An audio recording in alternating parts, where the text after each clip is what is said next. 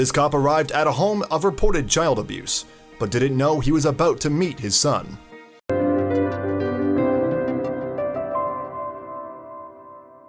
Police officer Jody Thompson received a report of child abuse and arrived on the scene to find a heartbreaking case of hurt and neglect.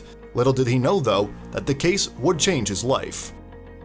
Before that day, Thompson had worked on dozens of similar cases. Indeed, he'd been an investigator for the district attorney's office before becoming an officer with the Poteau Police Department in Oklahoma in 2011. And as an investigator, he had looked into many child abuse allegations. His work was perhaps made even more personal by the fact that Thompson had a family of his own at home. With his wife Jenny, he had two sons, Ryan and Charlie, who were 15 and 8 after he received that fateful call in 2015. Thompson was off duty at the time, in fact, but had given his partner a ride to the police station. As he pulled into the parking lot, he heard a call on the radio that caught his attention. It was a report of physical child abuse. "I've investigated child abuse cases before. I thought I'd better go ahead and respond," Thompson later told CBS News. As a result, he made his way to the scene, but upon his arrival, Thompson encountered what he described as, quote, "the worst thing I've ever seen." The officer reportedly discovered an 8-year-old boy who weighed a mere 61 pounds, meaning he was severely underweight. Moreover, the child was allegedly tied with belts around his wrists, and he did not have a spot on his body that didn't have a bruise or abrasion, according to Thompson. On top of that, the boy had reportedly been dunked into a trash can filled with cold water. Thompson cloaked him with a blanket before transporting him to the Oklahoma Children's Advocacy Center. There, police officers would take photographs to document the 8-year-old's physical condition. The officer then transported the boy to an emergency room, and he never left the 8-year-old's side. "I sat with him," Thompson said, "and when he was admitted into the intensive care unit, I sat all night until the next day." Something about the incident set Thompson thinking. In fact, he felt as if the abused boy was part of his family, even though he wasn't biologically related to Thompson.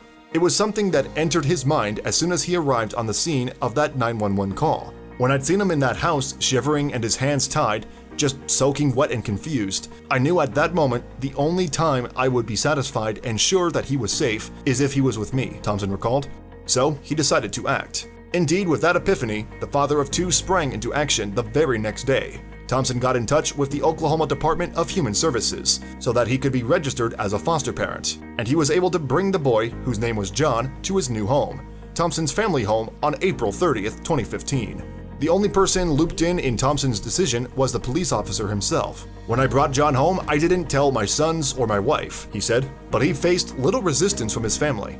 "They trusted I was doing the right thing before they even knew what happened and heard the story.